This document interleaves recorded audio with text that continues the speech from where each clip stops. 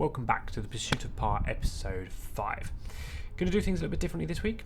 I've played a 9-hole yesterday, which had some of my best golf ever in it, and some of my very mediocre golf in it. But we're going to play that along in the background, and while we watch that over, I'm going to talk about golf gadgets, and two in particular that I'm eyeing up and considering to help try and improve my game and bring my scores down. So the next thought I have is where to save towards or to invest in next. Now, as we talked about before, I'm trying to do this as budget as I can, and a lot of my next investment and any kind of cash that comes spare will go into lessons, but I'm doing a bit of research on top for products and gadgets and toys that might also be able to help. The top two on my list at the moment are either a rangefinder and some sort of shot tracking combination, so looking at the sort of shot scope beginner package, something like that. The idea there being that with a rangefinder, I'll be able to have smarter choices with what shots to take on the course. At the moment, I'm using the numbers I'm getting from the range, even using the convert feature in the range and stuff, and they don't seem to be aligning with what I'm really getting on the course, so I can understand where my clubs are actually going and stop overshooting or undershooting. And with the shot tracking stuff, I can only further hone in that data, really understand which of my clubs are going well, start getting more fairways, start getting more greens in regulations, and help them bring my score down through that fashion.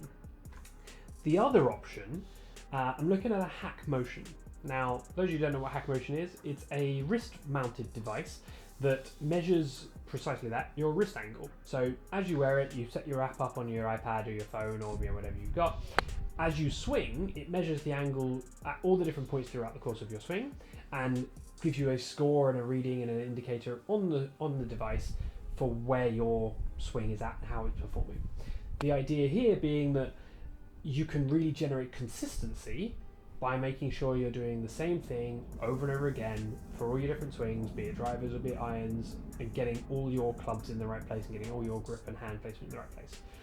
Where I'm feeling like I'm at the moment when I'm on the range is that consistency issue. I now have a pretty comfortable swing with my irons. I'm getting good kind of gapping between them. They're more or less going where I'd like them to be. They're more often than not straight, but there is still a fair bit of dispersion, even if it's straight. So I'm wondering whether something like a Hack Motion, where I can really nail in that consistency and start getting a repeatable swing, would actually be a big benefit for me. But again, this is a conversation, this is a community piece, so I'd like to hear from all of you. Anyone of you that's used Hack Motion, say, I've looked at a few YouTube videos in the past, and obviously people speak very highly of them, but they're often affiliated, they got freebies, or they got discount codes, or they are straight paid to do it. And of course the comments in there are positive and they're supportive, but I find it hard to trust a lot of those comments because people have cottoned on to this idea now. They understand that, look, to support an influencer that you like to watch, you need to support their brand deals, you need to show a positive return for them. So people give these positive comments and people say these nice stories underneath them because they know it helps the channel out and they know it helps the influencer out. I'm kind of enjoying the fact that I'm starting here from a blank slate, whereby you guys, I'm not getting in any kickback from Hack Motion. I don't think they're ever going to see this video, but if I can get some of you that have used it, that have no other benefit, to give me your experience and share that knowledge with me, to say, yes, that would help with swing consistency, or actually it made me worse, or it caused me more confusion, or wherever it may be, that can help both me and anyone else that's reading those comments make their decision on, is that a beneficial purchase for a golfer of our level, or should I just stick to the lessons and forget it? Secondarily, same thing with rangefinders and shot scopes. Again, it's a joke that any high handicapper, having broken 100 yet, wants to start buying a rangefinder and start getting all these tools. Even if I buy a rangefinder, I'm not going to be spending hundreds of pounds on it. I'm going to go budget. I'm going to keep it low. I just need the basics of accurate distances. I use my phone for it at the moment, using Hole 19, I think is the app, to get distances, but sometimes I don't know if I can trust how accurate that is. Sometimes the pins are in slightly different places. That's not a huge impact, yes, but I'm wondering whether shot scope and that kind of accurate rangefinder would actually play a part in my strategic choices. That's the other thought. So again, if you bought that side of things, let me know your thoughts. Did it improve your game? Did it confuse your game? Do you even use your rangefinder anymore? Did you buy it and leave it in the shelf? I'd love to know and love to hear your thoughts.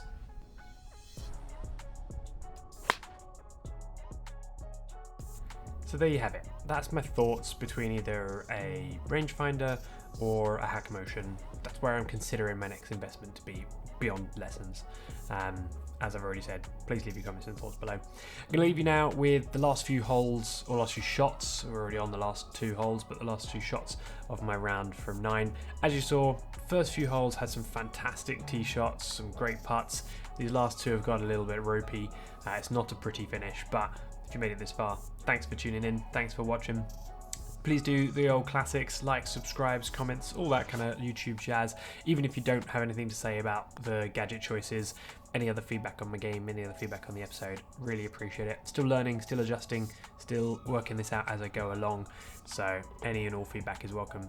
Hope you have a great week, and I'll see you next week.